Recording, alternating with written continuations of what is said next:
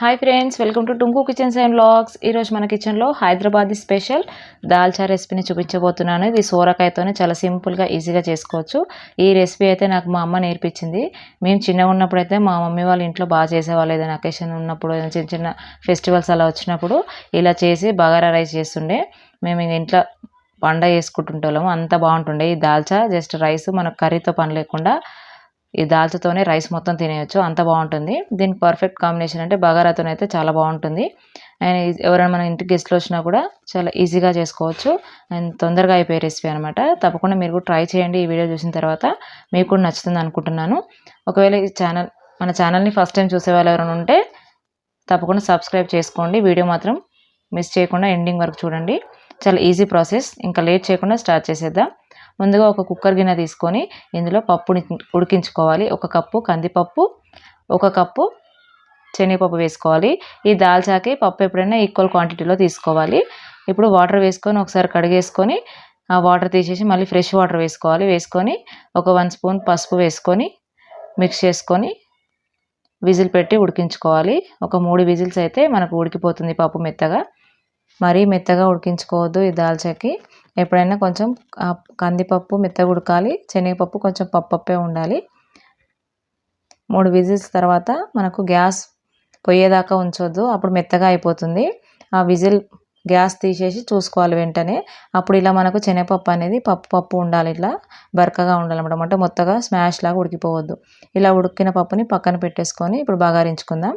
Stove పైన ఒక pan పెట్టుకొని దానికి సరిపడా ఆయిల్ వేసుకోవాలంటే ఇక్కడ 3 స్పూన్ల వరకు ఆయిల్ వేసుకున్నా. 1 స్పూన్ జీలకర్ర, 1 స్పూన్ సాజీరా, 1 బిర్యానీ ఆకు, 1/2 ఇంచు దాల్చిన చెక్క, 2 లవంగాలు, 2 యాలకులు వేసుకొని అవి ఫ్రై అయిన తర్వాత ఒక 5-6 పచ్చిమిర్చి మిడిల్కి ఇలా కట్ చేసుకొని వేసుకోవాలి. ఒక పెద్ద సైజు ఉల్లిగడ్డ కూడా కట్ చేసుకొని వేసుకొని ఆ ఉల్లిగడ్డలు కొద్దిగా ఫ్రై అయిన తర్వాత ఒక పెద్ద సైజు టమాటా కూడా కట్ చేసుకొని వేసుకొని ఫ్రై చేసుకోవాలి. ఇలా ఇవి కొద్దిగా ఉడికిన తర్వాత మనం ముందుగానే సోరకాయ అంటే చిన్న సైజు సోరకాయని తీసుకున్నాను. అది పొట్టు తీసేసి ఇలా పెద్దగానే ఉండాలి ముక్కలు సోరకాయలు. ఈ దాల్చా చేయడానికి ఆ సోరకాయ ముక్కలు అనేది ఈ సైజులో ఉండేటట్టు చూసుకొని కట్ చేసుకోండి. మరీ చిన్నగా కట్ చేసుకుంటే అవి మెత్తగా ఉడికిపోయి మనకు అందులో సోరకాయ ముక్కలు అనేవి కనబడవు. ఈ విధంగానే కట్ చేసుకొని వేసుకొని 1 స్పూన్ సాల్ట్ వేసుకొని బాగా మిక్స్ చేసుకొని మూత పెట్టి ఉడికించుకోవాలి. ఇవి ఆయిల్లోనే కొద్దిగా ఫ్రై అవ్వాలి. ఇలా ఒక 5 మినిట్స్ అలా ఆయిల్లో ఫ్రై అయిన తర్వాత మళ్ళీ మూత తీసేసి ఇందులో 1 స్పూను అల్లం వెల్లుల్లి పేస్ట్, 1 స్పూను పసుపు వేసుకోవాలి. అట్లనే ఒక రెబ్బ కరివేపాకు కూడా వేసుకొని ఈ పచ్చివాసన పోయేంత వరకు ఫ్రై చేసుకోవాలి. మనకి ఇక్కడ కరివేపాకు ముందే ఆయిల్లో వేసుకుంటే అది మాడిపోయి మనకు ఆ ఫ్లేవర్ అనేది తెలియదు. మిడిల్లోనే వేసుకోవాలి కరివేపాకు. ఈ విధంగా అంతా ఒకసారి మిక్స్ చేసుకున్న తర్వాత దీనికి సరిపడా కారం అంటే 1 స్పూన్ కారం, 1 స్పూన్ ధనియాల పొడి, 1/2 స్పూన్ గరం మసాలా వేసుకొని బాగా ఒకసారి ముక్కలకి పట్టేటట్టు కలుపుకోవాలి. ఇలా అంతా కలుపుకున్న తర్వాత ఒక నిమ్మకాయ సైజంతా చింతపండు నానబెట్టుకోవాలి. నానబెట్టుకొని ఇలా పులుసు తీసి పెట్టుకోవాలి. ఇప్పుడు ఇందులో వేసేసుకోవాలి. ఒక చిన్న కప్పు వరకు వేసుకుంటే సరిపోతుంది. అంటే మన చింతపండు పులుపుని బట్టి కూడా చూసుకోవాలి.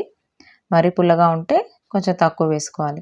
ఇలా పులుసు వేసుకొని ఆ పులుసులో ముక్కలన్నీ ఉడికించుకోవాలి. అప్పుడే మనకు ఆ ముక్క అనేది టేస్ట్ బాగా వస్తుంది పులుపు పట్టుకొని. ఇలా పులుసులో అంతా ఉడికిన తర్వాత మళ్ళీ ఒకసారి కలుపుకొని ముక్క ఉడికిందో లేదో చూసుకోవాలి. ఒక 70% మనకి ఇలా ఉడికితే సరిపోతుంది. ఇప్పుడు మనం ముందుగా ఉడికించుకున్నాం కదా పప్పుని, ఈ పప్పు ఒకసారి కలుపుకొని ఇందులో వేసేసుకోవాలి. ఇప్పుడు మనకు చారు కన్సిస్టెన్సీ చూసుకొని వాటర్ అనేది యాడ్ చేసుకోవాలి. ఈ దాల్చా ఎప్పుడైనా చిక్కగానే చేసుకోవాలి, మరీ పలచగా చేసుకుంటే అంత టేస్ట్ అనిపించదు. ఇలా వాటర్ అడ్జస్ట్ చేసుకొని వేసుకొని ఒకసారి కలుపుకొని, ఒకవేళ ఈ స్టేజ్లో మనకు సాల్ట్ ఏమైనా తక్కువ అనిపిస్తే సాల్ట్ కూడా వేసుకొని కలుపుకొని మూత పెట్టి మరిగించుకోవాలి. ఈ దాల్చా ఎప్పుడైనా మనం మంచిగా మరిగించుకోవాలి.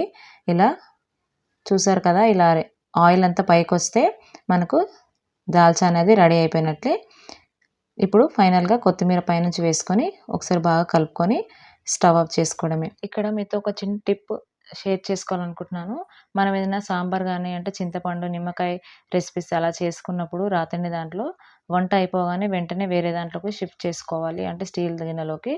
ఎందుకంటే ఆ పులుపు రాత్రి దాంట్లో చేసినప్పుడు ఆ పులుపు అంతా తినేస్తుంది కదా, అది హెల్త్ కూడా అంత మంచిది కాదు. కాబట్టి ఇలా వెంటనే స్టీల్ దాంట్లో షిఫ్ట్ చేసుకోవాలి. చూసారు కదా, మన హైదరాబాదీ దాల్చా రెసిపీ అయితే రెడీ అయిపోయింది. నేనైతే ఇక్కడ వైట్ రైస్కి ట్రై చేశాను. మీరు ఒకసారి బగారా రైస్కి ట్రై చేయండి, చాలా చాలా బాగుంటుంది. అట్లనే ఈ వీడియో నచ్చితే మాత్రం మీ ఫ్రెండ్స్ అండ్ ఫ్యామిలీ మెంబర్స్కి షేర్ చేయండి.